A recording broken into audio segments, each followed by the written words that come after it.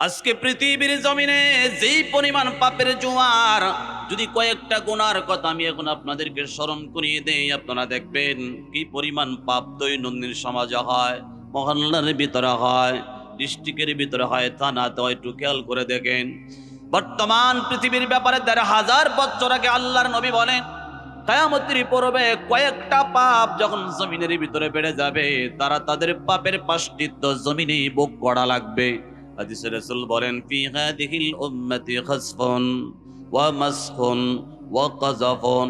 বিশ্বনবী ১,৫০০ বছর আগে বলেছেন, আমার উম্মতকে আল্লাহ রাব্বুল আলামিন এই পৃথিবীর জমিনে ভূমিকম্প দিয়া ধ্বংস করবেন। আমার উম্মতের কিছু কিছু লোকের চেহারাকে আল্লাহ তাআলা শুকর কুকুর বানরের মতো বানিয়ে দিবেন, বিকৃত করে দিবেন, প্যারালাইসিস বানিয়ে দিবেন। আমার উম্মতের উপর আল্লাহ তাআলা আসমান থেকে পাথরের বৃষ্টি নাজিল করবেন।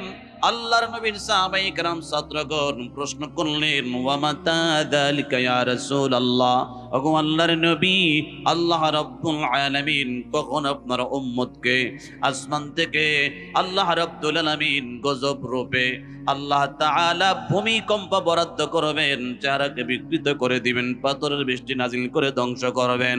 আল্লাহর নবী জবাব দেয়, তিনটা পাপ যখন আমার উম্মতের মধ্যে বেড়ে যাবে, তিনটা অপরাধ যখন কিয়ামতের আগে বেড়ে যাবে, আল্লাহ রাব্বুল আলামিন আমার উম্মতের উপরে তিনটা গজব নাজিল করবেন। এক নাম্বার, ইজা জাহারাতিল কিয়ান।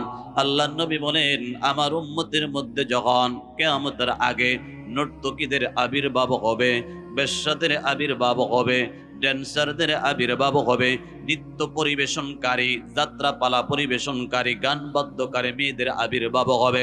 তারা যখন অর্ধ অলঙ্গ হয়ে, বেহায়া হয়ে, নির্লজ্জ হয়ে সমাজের যুবকের চরিত্র ধ্বংস করার জন্য মিশনে নেমে যাবে, যুবকদের চরিত্র ধ্বংস করার জন্য তারা যখন টিভির পর্দায় ক্যামেরার সামনে ফিল্ম ইন্ডাস্ট্রিতে কাজ করবে, আর মানুষ দলে দলে গান বাদ্য শোনার জন্য সিনেমাতে যাবে, যাত্রায় যাবে, ড্যান্সে যাবে, পার্কে যাবে, ঘুরতে যাবে, বিভিন্ন কনসার্টে যাবে, অবসংস্কৃতিতে যাবে।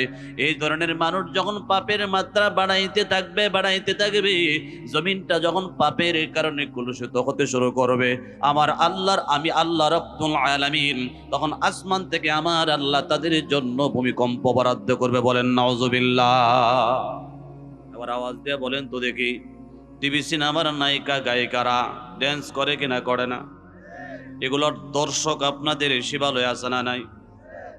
সরাসরি দেখে না, টিভির মাধ্যমে দেখে, মোবাইলের মাধ্যমে দেখে, ইন্টারনেটের কল্যাণে দেখে।